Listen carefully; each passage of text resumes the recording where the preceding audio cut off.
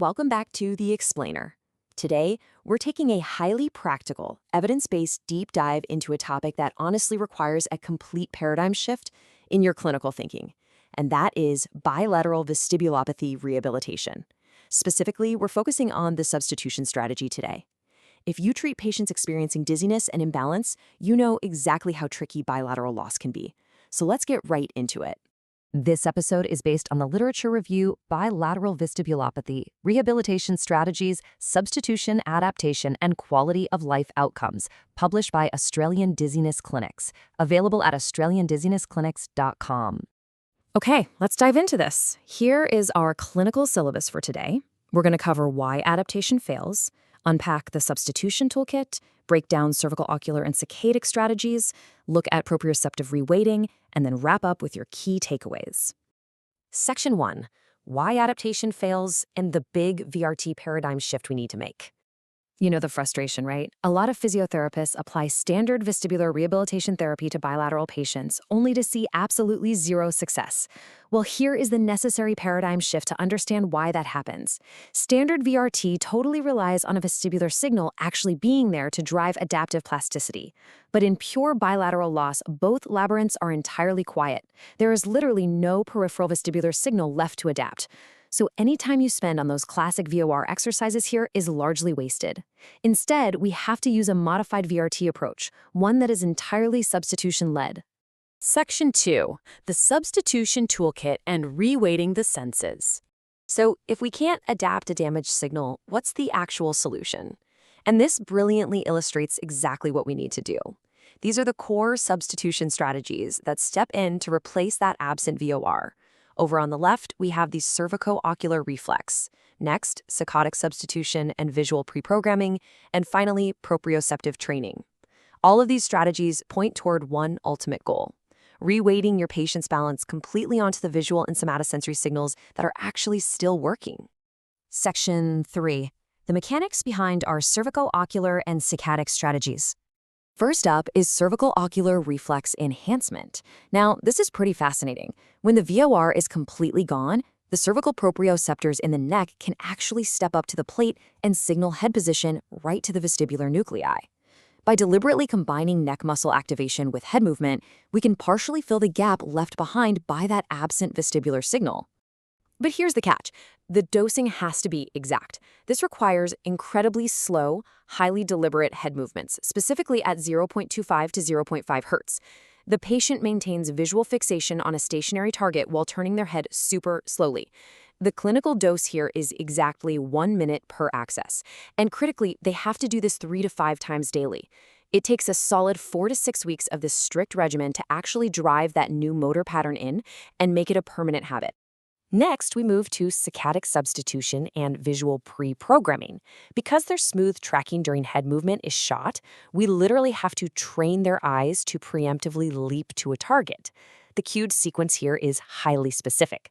Step 1, fixate on the target. Step 2, generate a rapid preemptive saccade to the new visual target. In step 3, but only after the eyes have moved, rotate the head and trunk together. The rule is simple. The eyes absolutely must beat the head to the target. Once again, repetition is the name of the game if we want to make this a habit.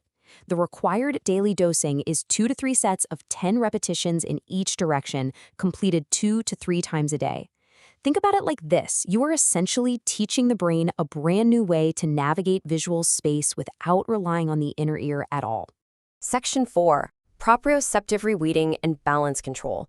Now, what's really interesting about this slide is what happens when vision is suddenly taken away, like walking in the dark or even just a dimly lit room. Proprioception suddenly has to carry the entire load of the patient's balance. Because that vestibular layer is compromised, it gets structurally compensated for by these massively enlarged visual and somatosensory roles, all driven by cognitive compensation at the top. We have to specifically train that somatosensory block to bear a lot more weight. To pull that off, we outline a very strict, graded progression of balance work. You start simple, feet together on a firm surface. Then you bump it up to a tandem stance. Next, introduce an unsteady surface, like a foam block. And finally, the ultimate challenge. We bring in dim lighting conditions. Patients really need to dedicate a good 10 to 15 minutes to this balance work every single day if they want to actually sustain those proprioceptive gains. Now, I know what you're thinking. Throwing a bilateral patient into a dim room sounds terrifying for them, right? Well, here is a fantastic clinical utility hack for that. Allow a light touch on a stable surface. Just letting them rest their fingertips lightly on a wall or a counter provides this profound cutaneous proprioceptive feedback. It's a game changer because it lets you safely introduce early functional loading in dim training without putting your patient at an extreme fall risk. And this brings us to an absolutely vital adherence hack for you as a physio. You have to build their trust immediately. The literature suggests you engineer one functional win at session 1, something like a safe dark walk using that exact light touch technique, because their primary deficit is usually walking in the dark. Showing them they can actually do it safely on day 1 virtually guarantees their long-term compliance with the whole program. Section 5, let's wrap up with our key takeaways and bring this theory into practice. So, the crucial point is this. Pure bilateral loss absolutely requires our substitution toolkit. We're talking cervical ocular, saccadic substitution, and proprioceptive reweighting. Classic adaptation simply isn't going to cut it here. However, if your patient presents with severe but incomplete loss, then sure, they can still benefit from mixing in a limited amount of VOR adaptation work alongside the substitution program. But across the board, strict daily dosing is the only way you're going to build these new motor strategies. Ultimately, we have to ask ourselves, what replaces an absent VOR?